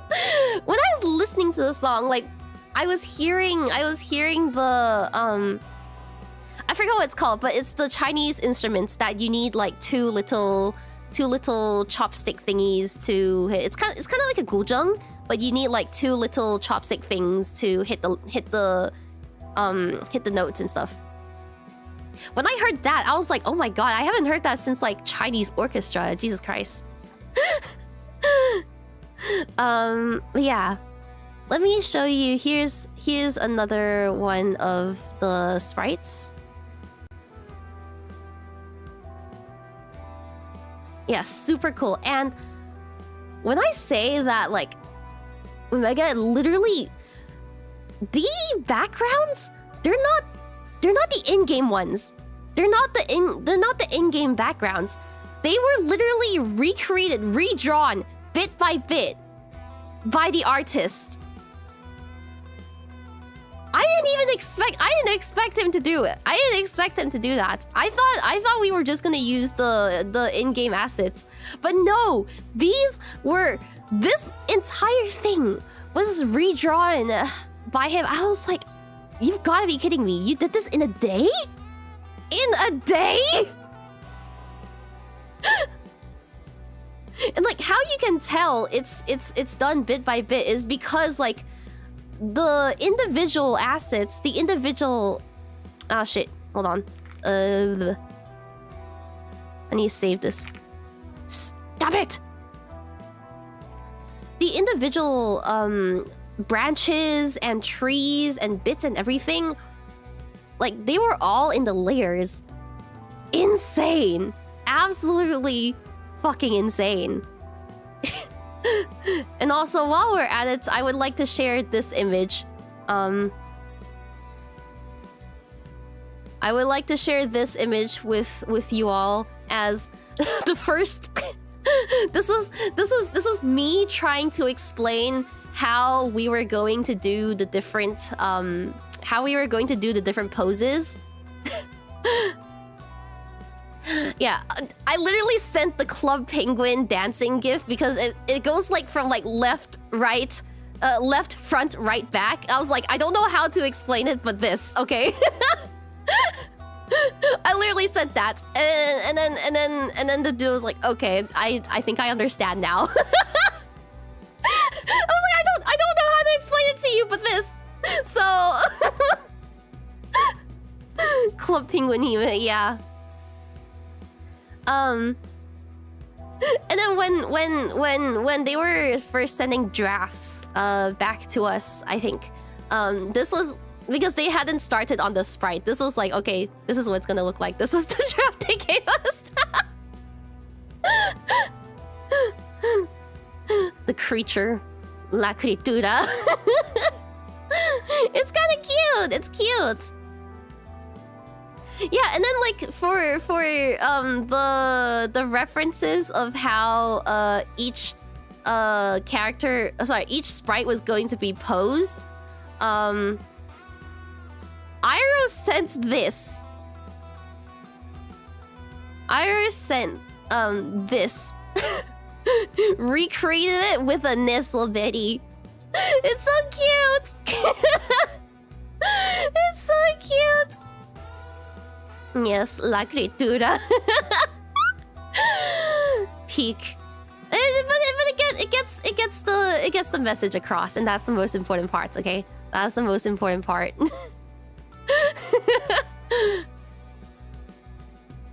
But yeah, and then let me see.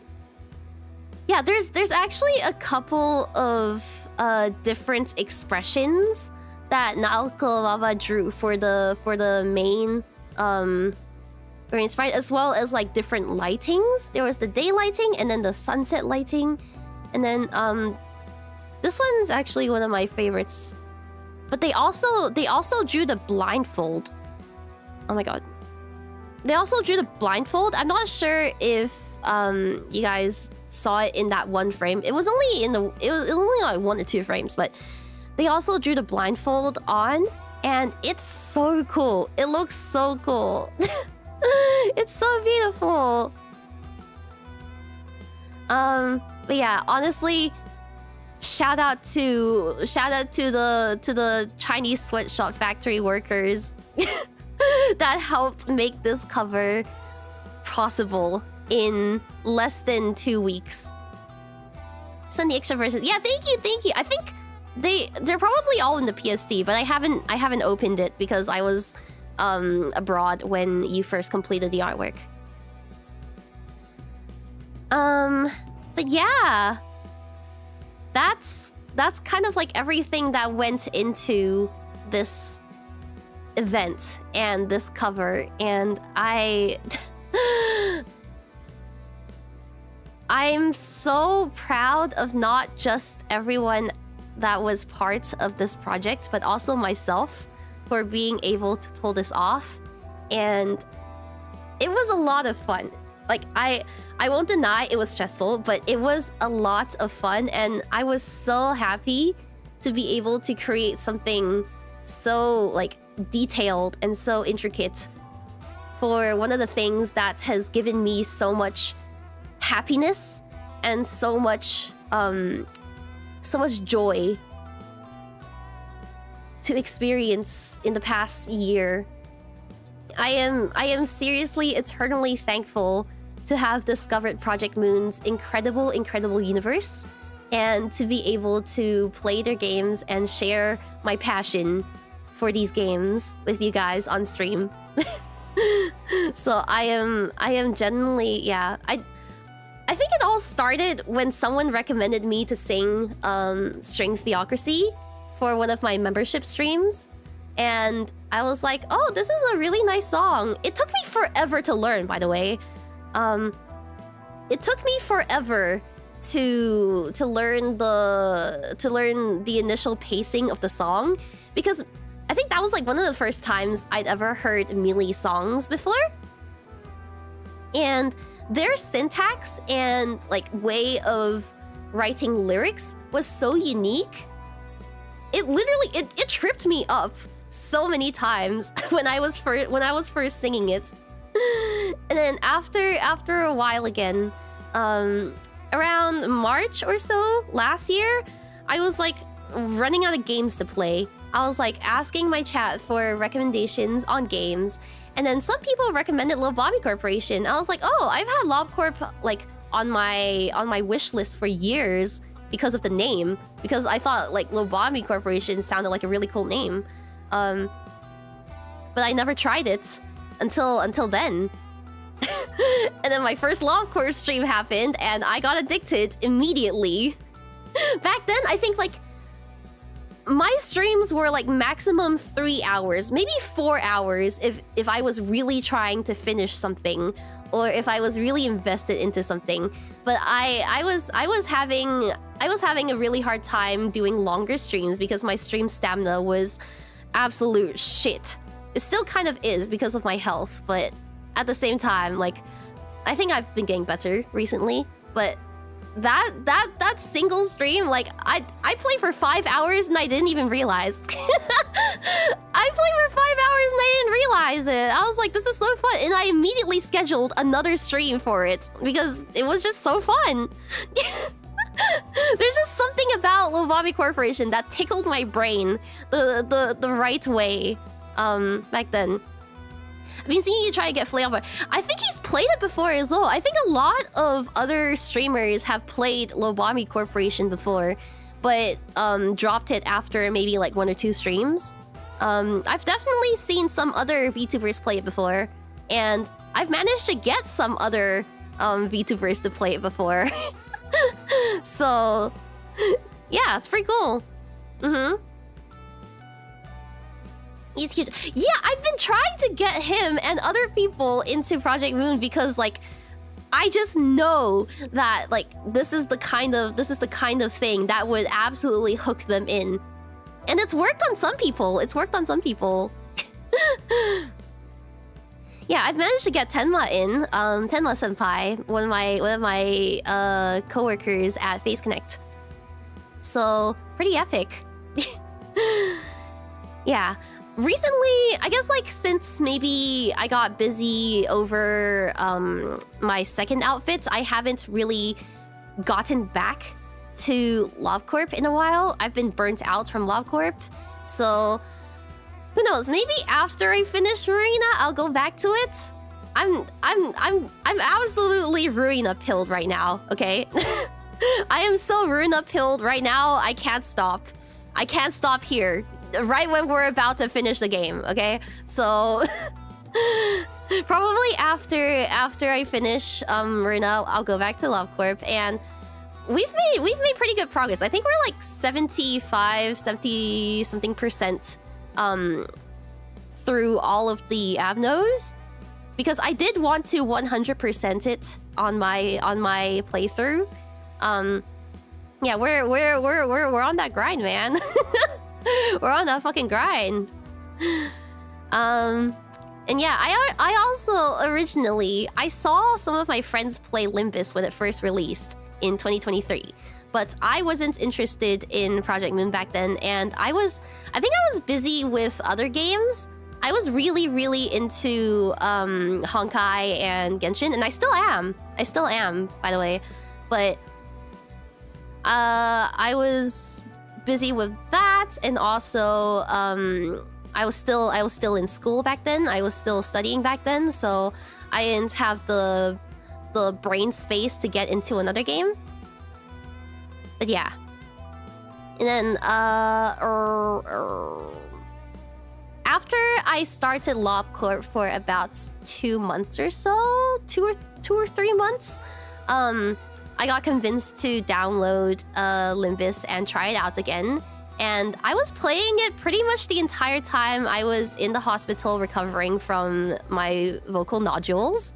And I think Limbus is genuinely one of the things that got me through like the boredom of being stuck in the hospital the entire time. Like if I wasn't playing Limbus, I think I would have actually gone insane during then.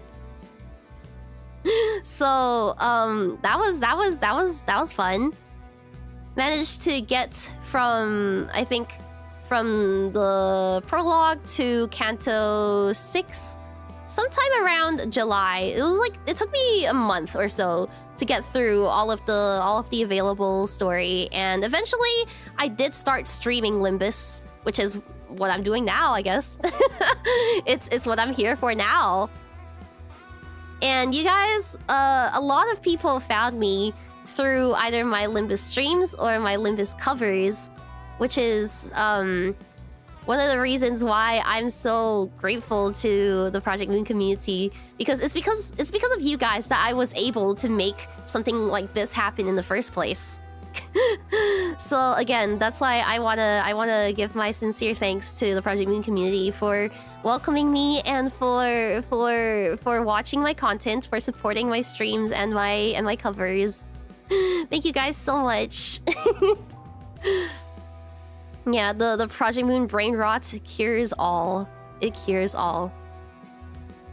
I saw from your post that, yeah, I also started Reverse 1999 recently. I like it so far. I think the aesthetics of the game are undeniably the best I've ever seen from any gacha game. And it's influenced a lot of future gacha games already, I think. So, yeah, Reverse 99, it's beautiful. The character designs are also incredibly varied. Like, I was really surprised to see the level of like variation and like difference in character designs in the game, and the fact that all the voice actors, like the voice acting has accents of like where the characters are originally from. It's so cool. It's so cool. There's like, yeah, there's a like, in what kind of game do you have like a floating fucking apple, right? Literally an apple of both. Yeah, it's crazy. And like I really like the sound design as well. Something about it is just so beautiful, and I actually based my second outfit a lot off of the aesthetics of Reverse 1999, despite not having played it.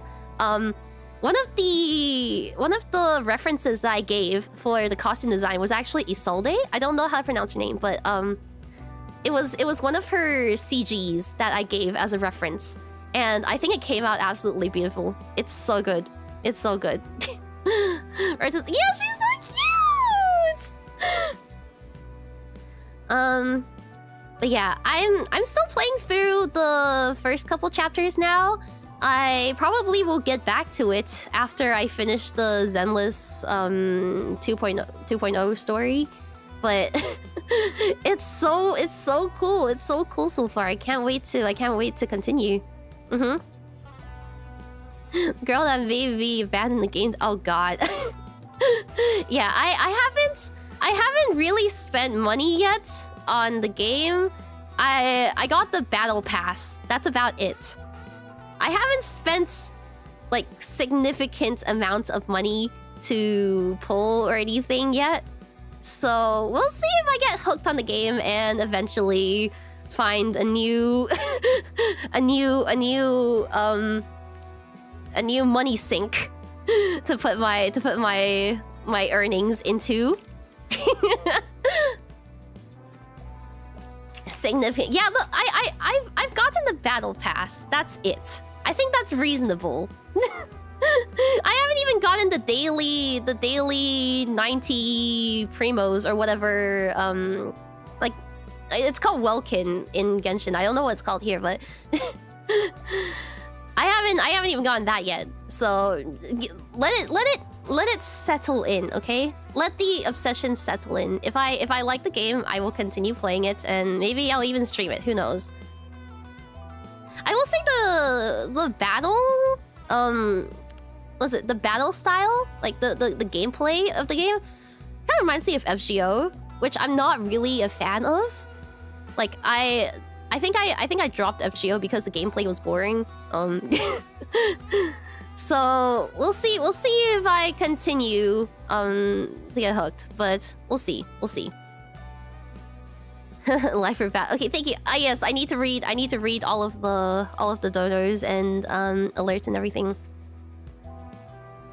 But yeah, I will finish it after I finish the Zenless update. Which, by the way, can I just say the Zenless Zone Zero new area? What's it called? Phi something heights or whatever. When I say, as someone who's from Hong Kong and who has been living in Hong Kong for the majority of my life, when I say, like, I genuinely got really, really happy. Like, I was playing through with, like, the biggest smile on my face when I first got to the area. Because it reminded me of, like, places that I've been, people that I've met, like, sounds that I've heard growing up and all. Like, it's kind of like... How do I describe it? It reminds me of like 70s or 80s Hong Kong movies. You know, like the scenes that you would see in like Bruce Lee movies, or like maybe even like Stephen Chow movies. It's like, it's so nostalgic. It would probably be even more nostalgic if I was actually, like, you know, from the 70s or 80s, but I wasn't born yet. Yeah, it's just so, like, the vibes are immaculate. It reminds me of, like, going to, like, Stanley, the Stanley seaside city, or going to the Peak. They had, like, cable cars, which is, like, kind of like the, it's like what they have in, crap, what's that place called? The one with the Buddha, the big Buddha? But you can ride cable cars up there as well, and the tram that you can take up the mountain, it reminded me of the Peak.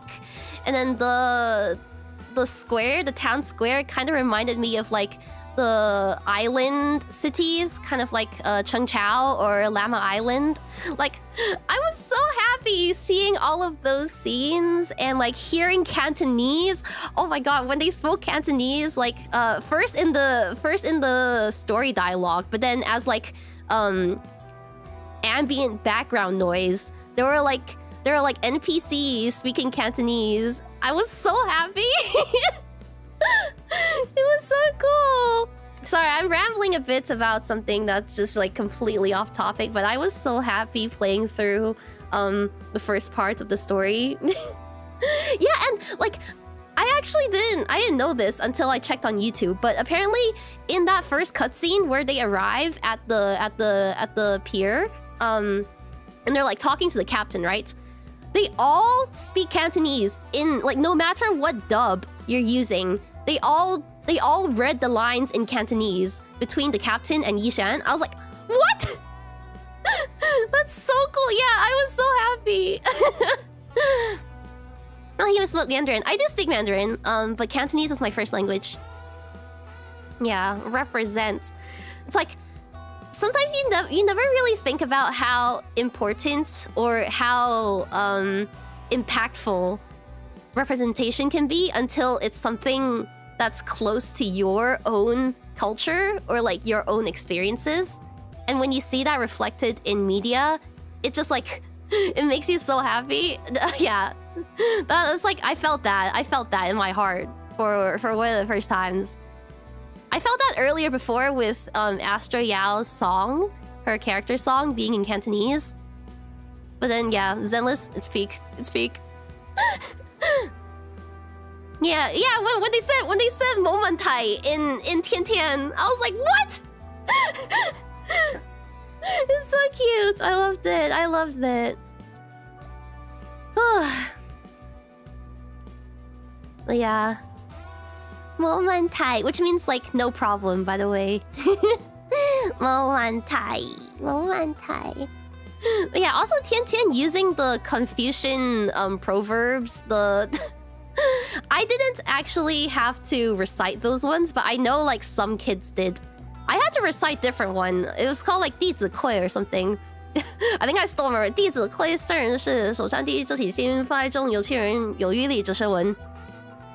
I had to recite that like every single fucking day to my mom. When she came home from work, I would just like stand in front of her and like recite it, and then she'd let me go eat dinner. Yeah, it's crazy. But I really like the reference to the Confucian principles there. I still don't know how I remember all of that. It's just been like hammered into me at this point. But oh god. It's like a sleeper agent kind of thing.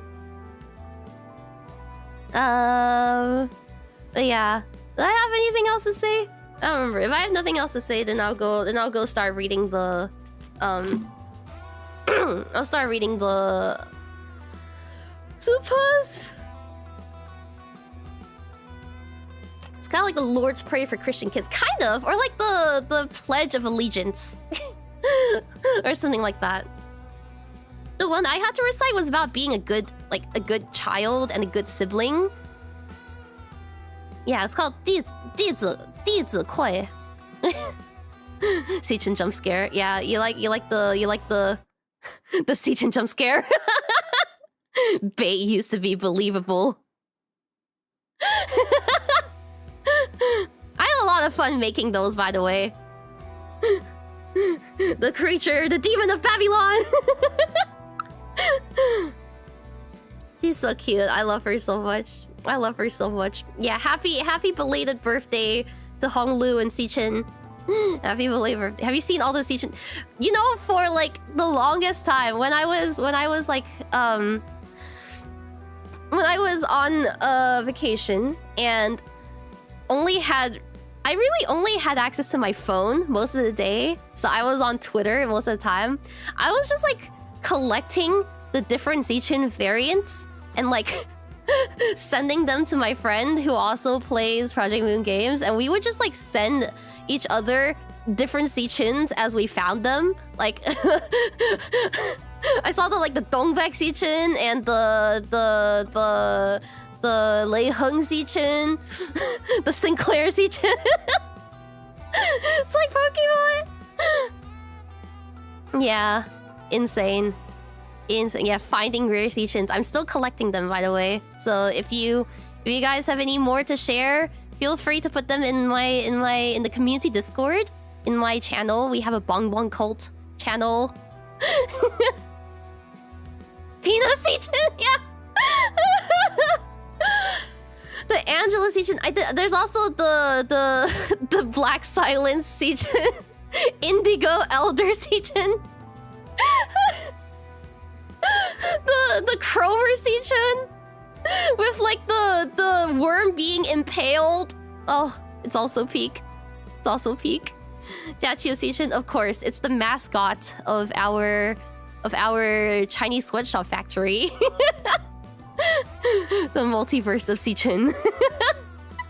All these 𝐶𝐤 mirror worlds. I love it so much. I love him so much. Oh my god.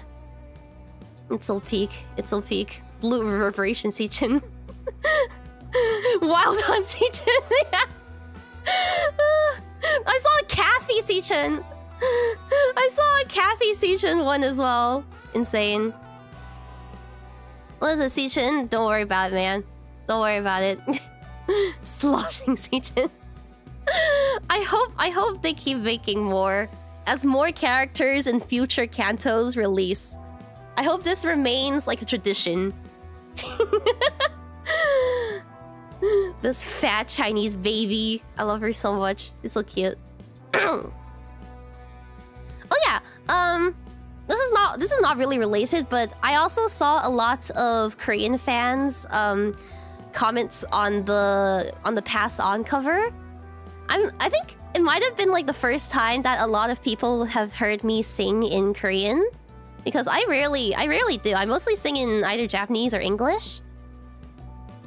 But a lot of people were really surprised at the pronunciation. How do I tell them? 사실은 저는 아빠는 한국 사람이니까 저는 한국어는 조금 말도 괜찮아. 근데 너무 나의 한국어 너무 애기 같아서 너무 죄송합니다. 그래서 how do I even say this? I don't know how to say this.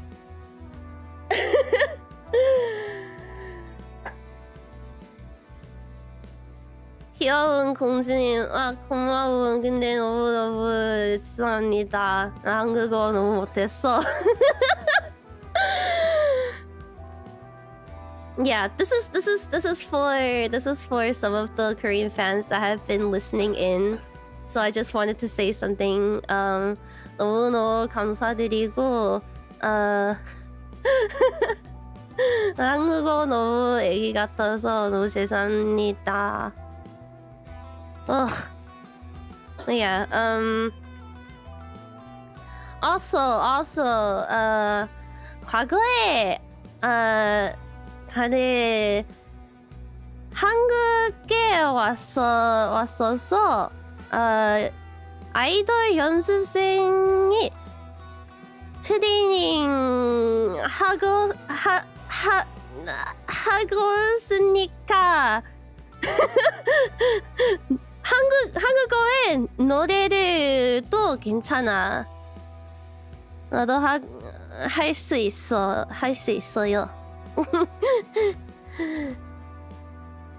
근데 매일 한국어에 봤었는데 너무 못해서 너무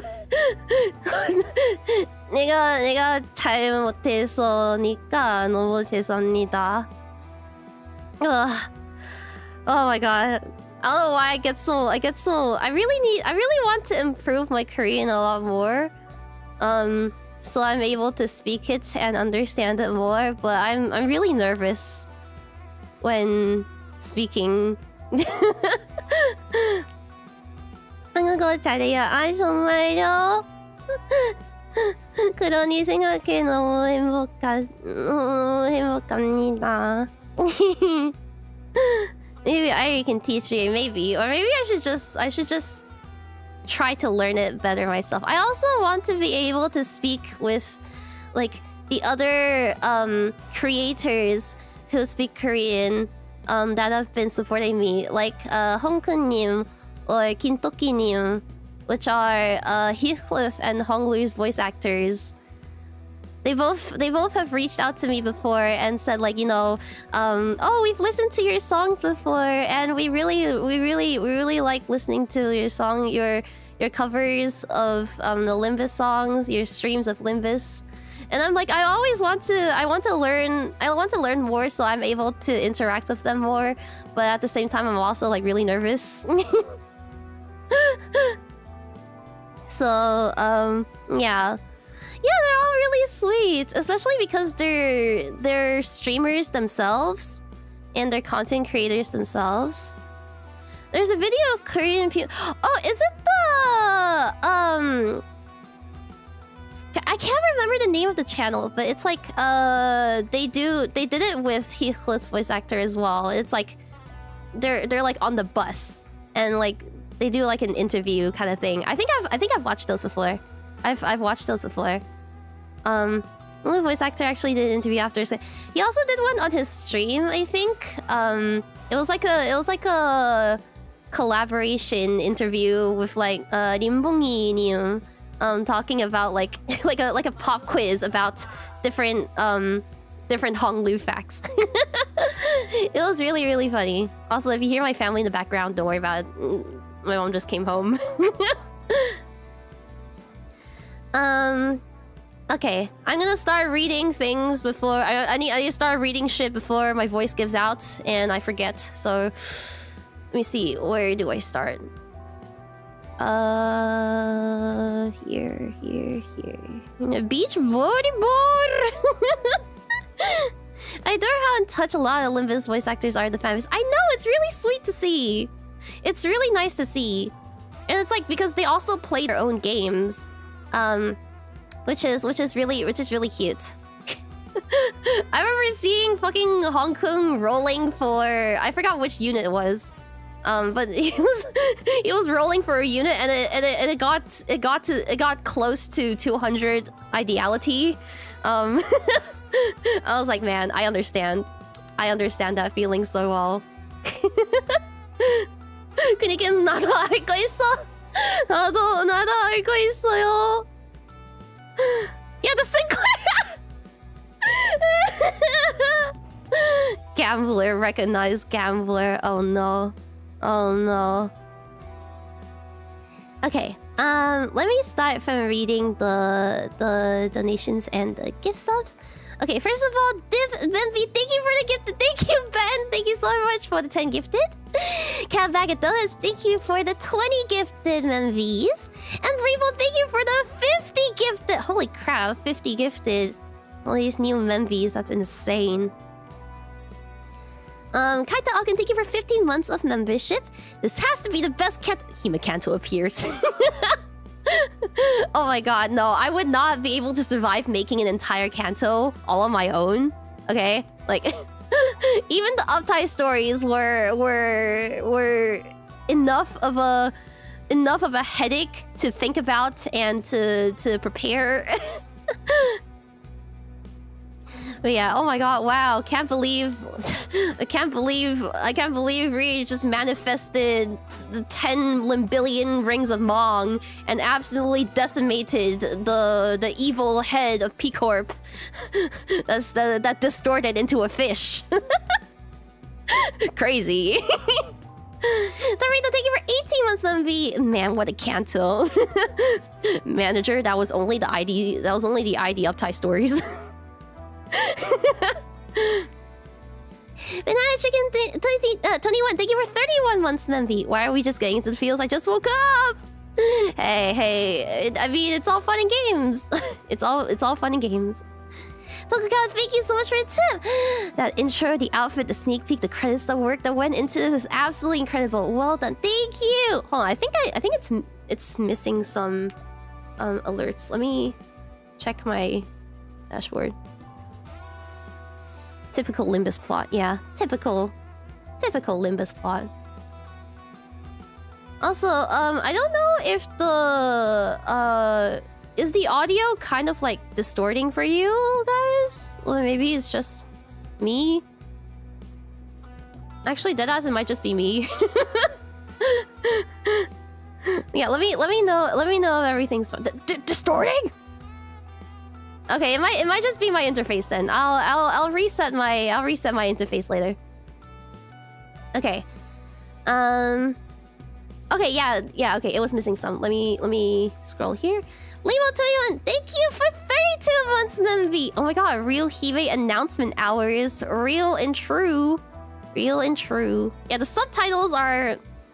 It is what it is. It can only recognize so much. Samuel, thank you for the 5 gifted. Thank you. Shanix, thank you for 19 months, Memby. Take all my gacha funds, just give me that human ID. Yes, but don't forget, there's gonna be the roadmap live stream later on Friday, where we're gonna see the wall PP unit. I'm probably gonna stream it. I don't know if I have work on that day yet, but I will probably be able to live stream a watch along of the Project Moon official channel live stream. So I have to check my schedule with my work first, but if I don't have work, then I'll do it. Yeah. Work and wait. Yeah. Spell my money. No! Well, it's okay. That's what the top up option is for. Take the day off. You know what? Maybe I should. I'll be like, oh, I'm still sick. I can't come in. I'm still sick. which is technically true. Okay, it's technically true. Who knows? I could still be sick. Okay, MPEG60, thank you for 15 months, Navi. Hope I'll get the new human ID in my first 10 pulls. Yeah, and we did, didn't we? Louis, thank you for 3 months, Navi. Combat tips: spend your life saving on wall PP and get 5 big Honglus. Oh, only 5? More like freaking like 40 something Honglus. Say hi to Sammy and thank you for 7 months, Navi. Honglu is me for real. Oh yes, the Winniser. And oh, stop refreshing. Kill you. Max Marketansky, thank you for 12 months of membership. Cringe. I am cringe, but I am free. Also, congratulations on 1 year of Memby. Yippee! And Shinix, thank you for the 5 gifted. Thank you. And here, Prime, thank you for 12 months of it. Oh my god, 12 months! Yippee! Chat, is this real? Wow, chat, is this for real? And thanking 197, fantastic work, Hime. Thank you. I think I tried really hard to put in as much love as I have for the franchise into this event, and I hope it showed.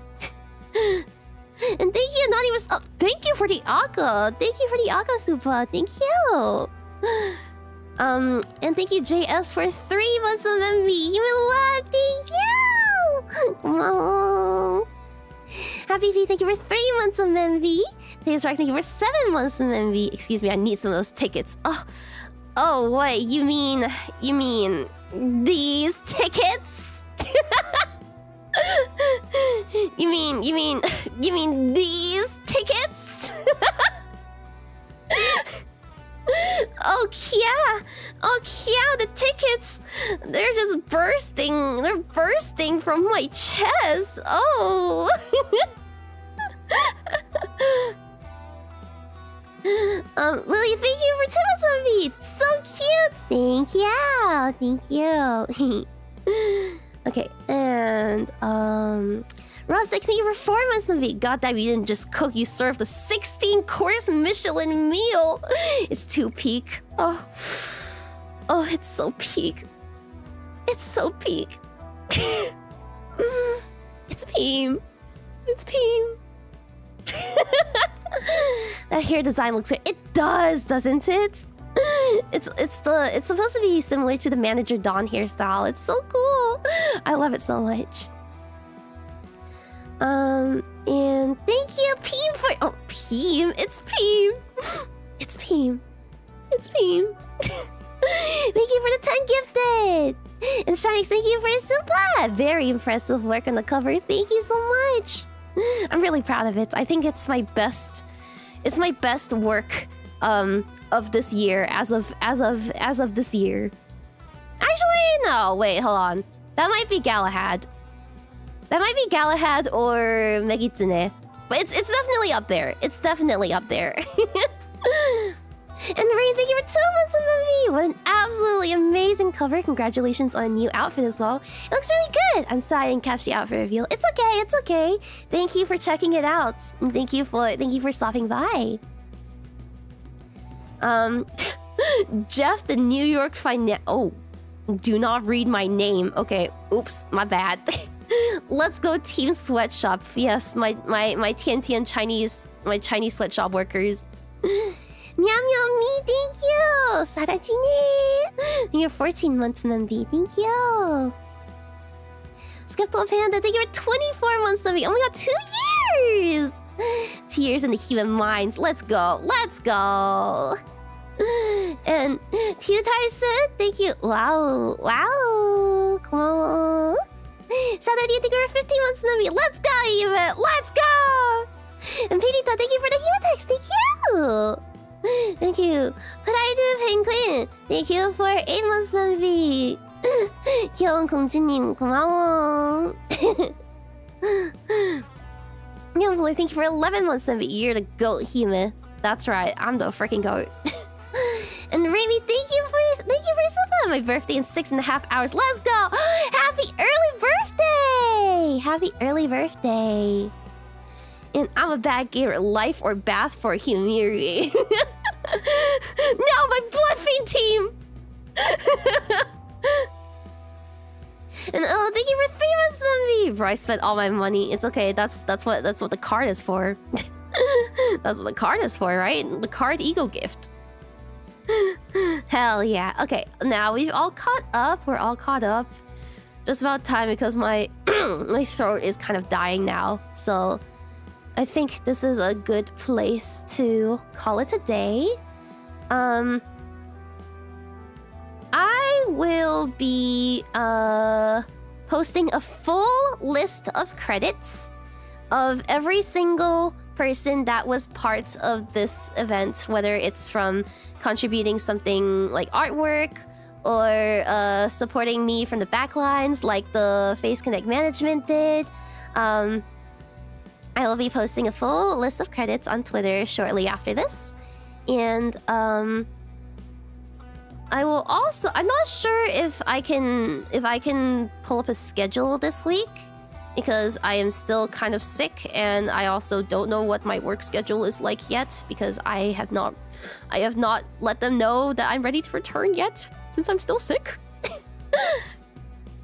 So, for now, I will be probably just doing gorillas. I'll try to put up waiting rooms at least a day in advance.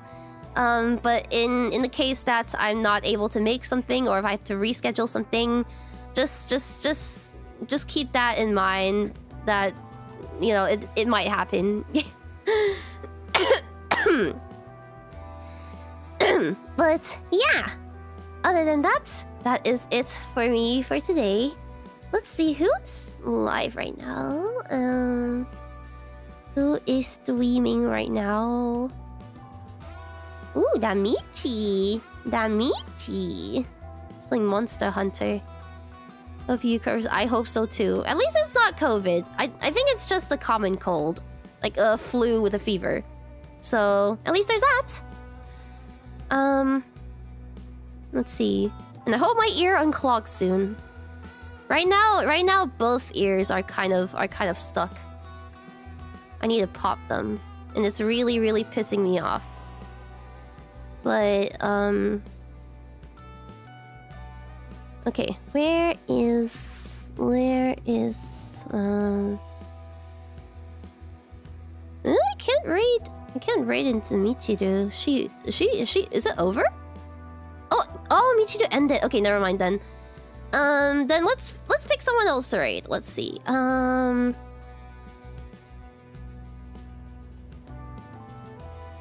Okay. Oh, let's raid Georgie Games this time.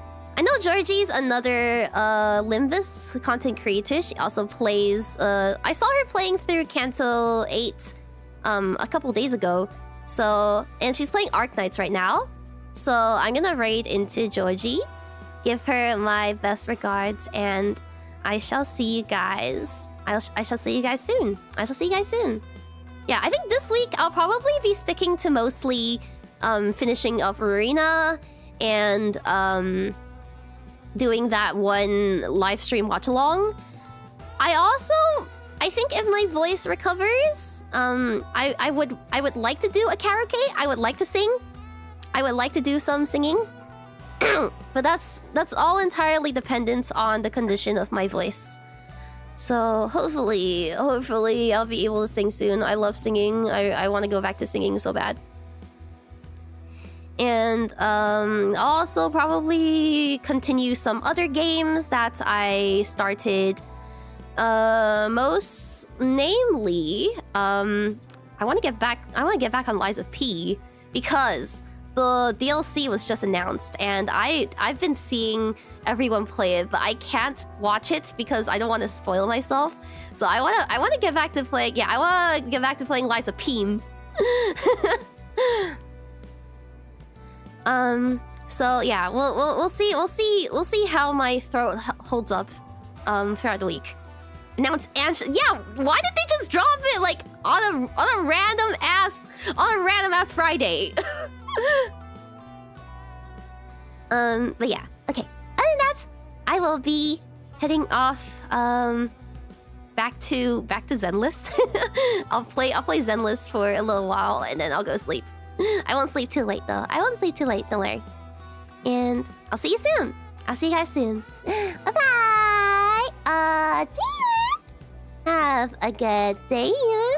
Have a very, very good rest of your day, your morning, your afternoon, your evening, your night, wherever it is you are in the world. Bye bye. Bye bye.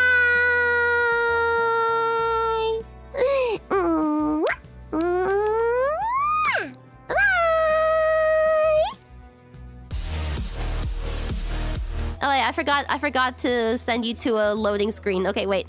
Let's see. Let's pick one of these.